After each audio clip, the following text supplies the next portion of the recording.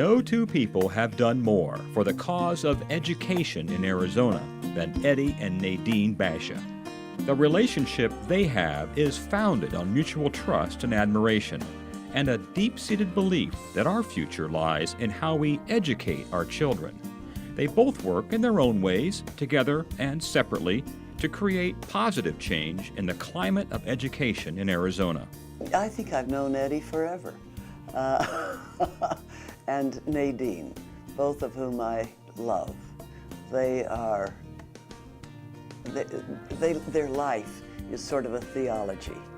They have a deep belief system in human beings, and they live it in everything they do. And why people do that? I think they have a sense of community. And most people should have the sense of community that both he and his wife have. What you see is what you get, and they genuinely want what's best for the people of the state. They're so vested in the outcome of what happens in Arizona. The story starts back in the 70s when Eddie was president of the Chandler School Board. It was his habit to set aside a day each week to visit the schools, to see what was going on in the classroom. Nadine was an elementary school teacher, and one day Eddie came to her classroom. What he found there rocked his foundations. I walked into their classroom and the teacher had some bread and peanut butter. And being a grocer, I said, what is the purpose of the bread and the peanut butter? And she looked at me in a rather questioning way, and she says, Eddie, my students come to school hungry. And I was stunned, I was shocked, I was embarrassed. And I said, well, why don't they have breakfast? She said, because we don't have a program. Eddie worked with the district and found a program that offered free breakfast. And in short order, students had something to eat at school. Now that's what Nadine and her teacher contributed to the well-being of a lot of children in Chandler. That classroom visit, and what came out of it, set the tone for Eddie and Nadine's relationship. Well, we recognized it right off the bat, but we really didn't start dating or seeing each other until about 10 years after that. But it was always a shared passion, children and children's welfare.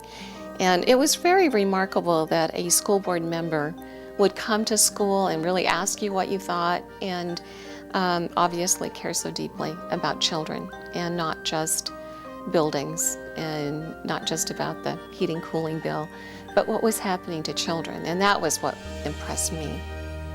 So like a lot of relationships, he asked what he could do better, and I told him, and I've been telling him the rest of our lives together. Nadine had an interest in education from her profession. She was a teacher, after all. But events unfolded that would prove to have a lasting effect on her. It wasn't long before she began to see the importance of early childhood education. I started teaching kindergarten the first year that it became law in the state of Arizona. It was my first year teaching, and I taught 2 sessions of kindergarten. And in that process as a teacher, I realized I understood about teaching reading and classroom discipline and all of those things. But what I found out is I didn't know much about children. And I started taking classes at ASU, and I took every child development class I could find. And in that process, I really came to understand the very important nature of early childhood development. Growing up in Chandler, Eddie inherited his interest in education. The family business, Bashas Groceries, needed intelligent leadership, and Eddie's father was adamant about the merits of a higher education. We all lived together in one house. My grandmother widowed, my dad, my mother, myself, and I had 4 aunts and a bachelor uncle, and everybody worked in the stores. And what was very memorable to me about that is that my grandmother did not have an education other than the 2nd grade. She could not read and she could not write. And I think for that reason, the next generation, my dad and the other members of the family, were very interested in education for everybody. And I think that's the philosophy, if you will, or that's the commitment that I inherited from my dad. And my dad was insistent I go to college, and he wanted me to go to a private school because he didn't have the opportunity. And that's what prompted me to get interested in education. Eddie rose through the ranks of the family business, but he never forgot his commitment to education. After his time on the Chandler School Board, he was appointed to the State Board of Education and also served on the Arizona Board of Regents. But the thing that was, to me, most gratifying during my 8 years of service on the Arizona Board of Regents was the solid commitment we made to affordability and accessibility. That was the criteria that I believe to be most important: affordability and accessibility. He is remarkable. But when he served on the State Board of Education, he would have Eddie Basha's fried chicken lunch. And the fried chicken lunch was to have the state legislators either come to the Department of Education for lunch. Eddie, of course, supplied the food. He always supplies the food. And the legislators would come, all that were invited would always come because of the food and because of Eddie. And I would, of course, have an opportunity to be there as the state school superintendent. And we would have open discussions about whatever the issue was of the moment. And rarely, I can hardly remember a time when we didn't walk away after having had a wonderful opportunity to communicate one with the other without a solution to the problem. Maybe not what everybody wanted, but a solution that was not only acceptable, but that was good. During this time, the Bashas had 2 sons, and Nadine returned to school to work on her master's in early childhood education. She started a business of her own to make early childhood care accessible to businesses, Summa and Associates. Perhaps we could, through employers, enhance the amount of money going into early childhood programs and benefit them as well. And so I had a Summa Associates for many years, and then left that. And at that time, then I was appointed by Governor Hall to the State Board of Education. So Eddie and I laugh. We think that we're the only couple, husband and wife, that has ever served on a State Board of Education. The Bashas could have quit there. The business was doing well, they already had the respect of the educational community, and the boys were growing up. But they grew increasingly frustrated with the lack of attention education was getting from our political leaders. So Eddie decided to run for governor in 1994. Even with the family name and the reputation they had earned, he knew it was a long shot.